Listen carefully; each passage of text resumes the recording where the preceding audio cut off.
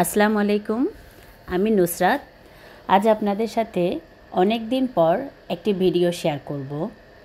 মাঝখানে নানান ব্যস্ততার কারণে আমি নিয়মিত হতে পারিনি, এজন্য আমি আন্তরিকভাবে দুঃখিত। তাই আজকের ভিডিওতে আমি আপনাদের সাথে আমার রেগুলার রান্নার 3টা ভিডিও শেয়ার করব। আশা করব আমার ভিডিওগুলো আপনাদের কাছে ভালো লাগবে। যদি ভালো লেগে থাকে তাহলে প্লিজ আমার ভিডিওগুলো একটি লাইক, কমেন্ট, শেয়ার করবেন। চলুন তাহলে দেখে নিই। আমার প্রথম রেসিপি হচ্ছে চিকেন রোস্ট। চিকেন রোস্ট বানানোর জন্য আমি এখানে পাকিস্তানি মুরগি নিয়েছি। চাইলে দেশি মুরগি দিয়েও করা যায়, চাইলে ব্রয়লার মুরগি দিয়েও এটা করা যায়। আমি এখানে 6 পিস চিকেন নিয়েছি। এতে আমি 1 চা চামচ লবণ আর 1 চা চামচ আদা রসুন বাটা দিয়ে চিকেনটাকে ভালোভাবে মেখে রেখে দিব। এটা অনেকক্ষণ ম্যারিনেশন করার প্রয়োজন নেই, একটু মাখিয়ে মিনিট 5-6 মতো রেখে দিলে চলবে। এবার আমি অন্য একটি বাটিতে প্রায় 12-15টার মতো আমি চীনাবাদাম নিয়েছি আর 1 টেবিল চামচের মতো কিশমিশ দিয়ে সামান্য পানি দিয়ে এবার আমি এটাকে ব্লেন্ড করে রেখে দিব। এখানে চীনাবাদামের বদলে চাইলে কাজু বা পেস্তা দেওয়া যাবে, হাতের কাছে যে বাদামই থাক সেটাই দেওয়া যাবে। আমি খুব সহজভাবে দেখাচ্ছি, আমার বাসায় চীনাবাদাম ছিল তাই আমি চীনাবাদাম দিয়ে দেখাচ্ছি। এবার অন্য একটি ফ্রাইং প্যানে আমি পরিমাণ মতো তেল দিলাম আর 1 চা চামচ ঘি দিয়েছি। ঘিটা চাইলে স্কিপ করা যায়, যদিও আমি রোস্ট রান্না করছি তাই আমি এখানে ঘিটা ব্যবহার করলাম। এবার চিকেনগুলো আমি এপিট ওপিট একটু গোল্ডেন ব্রাউন করে ভেজে নিব। রোস্টের চিকেনটা আসলে বেশি কড়া করে ভাজতে হয় না, এতে রোস্টটা খেতে ভালো লাগে না। হালকা এপিট ওপিট একটু 2 মিনিটের মতো ফ্রাই করলেই যথেষ্ট। যখন একটু হালকা কালার হবে তখনই আমি চিকেনগুলো তুলে রাখব। ভিউয়ার্স, অনেকেই রোস্টের চিকেনটা না ভেজে রান্না করে, ওভাবেও কিন্তু রান্না করা যায়, ওটাও খেতে কিন্তু খুবই ভালো লাগে। এবার আমি চিকেনগুলো সব তুলে নেওয়ার পর ওই তেলের মধ্যে আমি প্রায় 1 কাপের মতো পেঁয়াজ কুচি দিব। এই পেঁয়াজটাকে আমি ভালোভাবে একটু বেরেস্তার মতো করে ভাজবো। পেঁয়াজটা ভাজতে যে সময়টুকু লাগে এই সময়ের মধ্যে আমি অন্য একটি মশলা রেডি করব। একটি বাটিতে আমি প্রায় 3 চা চামচ আদা রসুন বাটা দিলাম আর আমি যে বাদাম আর কিশমিশ ব্লেন্ড করে রেখেছি সেটুকু দিয়ে দিলাম। হাফ কাপ আমি এখানে টক দই দিলাম।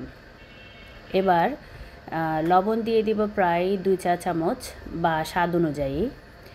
মরিচের গুঁড়া দিলাম 1 চা চামচ, জিরার গুঁড়া 1 চা চামচ, ধনের গুঁড়া 1 চা চামচ আর গরম মশলার গুঁড়া দিব আমি হাফ চা চামচ। যেগুলো একদম বেসিক মশলা সেগুলোই আমি এখানে ব্যবহার করেছি। আর কিছুটা স্বাদ বাড়ানোর জন্য আমি টমেটো সস দিলাম এখানে প্রায় 4 টেবিল চামচ। এ হচ্ছে আমার মূল মশলা। এবার আমি এগুলো ভালোভাবে মেখে এক সাইডে রেখে দিব। অনেকেই রোস্টের মধ্যে পোস্তদানা বাটা ইউজ করে, আমি সেটা স্কিপ করলাম, চাইলে আপনারা দিতে পারেন। এবার পেঁয়াজগুলো যখন ভালোভাবে বেরেস্তা হয়ে আসলো তখনই আমি মশলাগুলো ঢেলে ভালোভাবে মশলাটাকে কষিয়ে নিব। এই মশলাটা যত বেশি কষানো হবে তত বেশি রোস্টের স্বাদ বেড়ে যায়। আমি এই মশলাটা পানি দিয়ে প্রায় 10 থেকে 15 মিনিটের মতো আমি এটাকে ভালোভাবে কষিয়ে নিয়েছি। কষানোর পর যখন ভালোভাবে মশলার উপরে তেল উঠে আসবে, দেখুন ভিউয়ার্স মশলার কালার পুরো চেঞ্জ হয়ে গেল, তখনই আমি আগে থেকে ভেজে রাখা চিকেনগুলো দিয়ে দিলাম। এবার চিকেনের সাথে মশলাটাকে আরও কিছুক্ষণ আমি ভেজে নিব। আসলে রোস্ট রান্না করতে অনেক বেশি সময় লাগে না, তবে কিছু নিয়ম ফলো করলে আপনার রোস্টটা কিন্তু খেতে খুবই ভালো হয়। আর রোস্ট রান্না অনেক কঠিন কোনো কাজ নয়। অনেকে হয়তো এটাকে ঝামেলা মনে করে, তবে আমার কাছে এটা খুবই সহজ মনে হয় আর আমি সহজভাবে আমার ভিউয়ার্সদের সাথে এটা শেয়ার করছি। এবার আমি ভালোভাবে প্রায় 10 মিনিটের মতো এটাকে আমি একটু কষিয়ে নেওয়ার পর এতে আমি 1 কাপের মতো দুধ দিয়ে রোস্টটাকে এবার ভালোভাবে সেদ্ধ করে নিব। রোস্টটা যখন ভালোভাবে সেদ্ধ হয়ে যাবে, দেখুন ভিউয়ার্স আমার রোস্টটা কিন্তু প্রায় হয়ে এসেছে। এই পর্যায়ে আমি আরেকবার ঢাকনা তুলে নাড়াচাড়া করে দিলাম। এতে আমি প্রায় 3 থেকে 4টা কাঁচামরিচ দিলাম, 1 চা চামচ কেওড়া জল দিলাম আর 1 চা চামচ একটু চিনি দিব। চিনিটা চাইলে এখানে স্কিপ করা যাবে। এবার আমি সব কিছু ভালোভাবে মিক্স করে এটাকে আমি প্রায় 2 থেকে 3 মিনিট একটু দমে রেখে দেব। কিছুক্ষণ পর দেখুন ভিউয়ার্স, আমার চিকেন রোস্ট একেবারে রেডি। যখন এভাবে তেলটা উপরে ভেসে উঠবে তখনই বুঝতে হবে আপনার চিকেন ডান।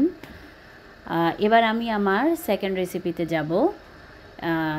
আমি সবগুলো একসাথে আজকে পরিবেশন করব। আমার সেকেন্ড রেসিপি হচ্ছে চাইনিজ ভেজিটেবল। আমি খুব সহজভাবে দেখাবো। একটি কড়াইতে আমি প্রথমে প্রায় 2 থেকে 3 টেবিল চামচের মতো সয়াবিন তেল দিলাম। এতে আমি 1 চা চামচ আদা রসুন বাটা দিয়েছি। এবার এতে আমি বোনলেস চিকেন দিলাম প্রায় 1 কাপের একটু কম। তারপর এতে আমি 1 চা চামচ একটু লবণ দিয়ে চিকেনটাকে একটু ভেজে নিব। এবার প্রায় 1 চা চামচের মতো একটু সাদা গোলমরিচের গুঁড়া দিয়ে চিকেনটাকে ভাজবো। চাইলে এখানে কালো গোলমরিচটাও ব্যবহার করা যাবে।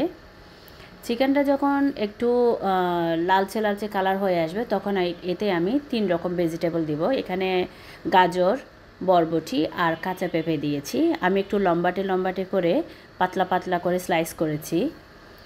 এবার ভালোভাবে মিক্স করার পর এতে আমি প্রায় 2 কাপের মতো পানি দিব। যখন একটু সেদ্ধ হালকা করে একটু সেদ্ধ হয়ে আসবে তখনই আমি এখানে কিছুটা ক্যাপসিকাম দিব, কারণ ক্যাপসিকামটা আগে দিলে সবজিটা অনেক নরম হয়ে যায়। এবার আমি এটাকে ঢাকনা দিয়ে ঢেকে ভালোভাবে সেদ্ধ করে নিব।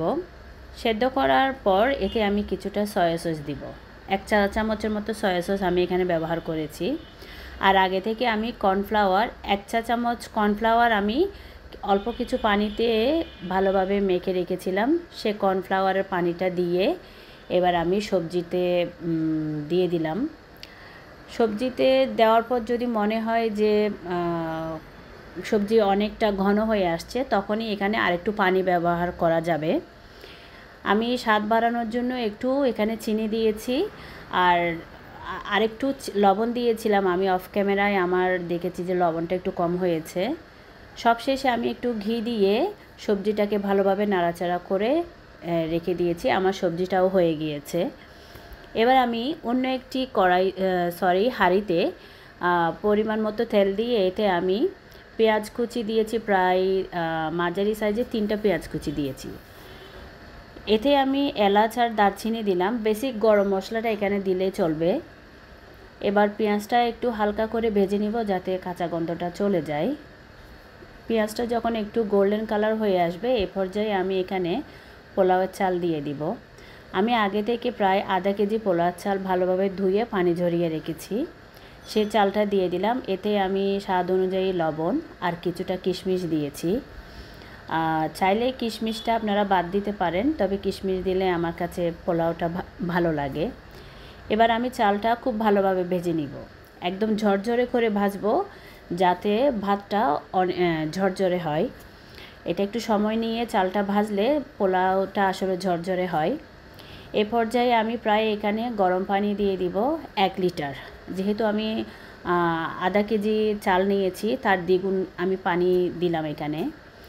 চালটা যখন ভালোভাবে সেদ্ধ হয়ে আসবে, যখন এভাবে গায়ে গায়ে লেগে আসবে চালের গায়ে গায়ে পানি, সে পর্যায়ে আমি এখানে কিছুটা গাজর কুচানো দিলাম। এটা সম্পূর্ণ নিজের ইচ্ছে, আমার কাছে ভালো লাগে তাই আমি দিয়েছি। আপনাদের কাছে ভালো লাগলে দিতে পারেন, না হয় স্কিপ করতে পারেন। আর আমি কিছুটা ঘি ছড়িয়ে দিয়ে এবার এই ভাতটাকে আরেকবার একটু নাড়াচাড়া করে এবার আমি এটাকে দমে রেখে দেব। দেখুন ভিউয়ার্স, প্রায় 10 মিনিট পর আমার ভাতটা একেবারে রেডি হয়ে গিয়েছে, একেবারে ঝরঝরে হয়েছে। গরম অবস্থায় কিন্তু ভাতটা অনেকটা ঝরঝরে। আমি খুব সহজভাবেই আমার রান্নাগুলো আপনাদের সাথে শেয়ার করেছি। আর ভিডিও যাতে খুব একটা বড় না হয় সেজন্য আমি চেষ্টা করেছি। আশা করব আমার ভিডিও আপনাদের কাছে ভালো লেগেছে। যদি ভালো লাগে তাহলে প্লিজ আমার ভিডিওতে লাইক কমেন্ট শেয়ার করবেন।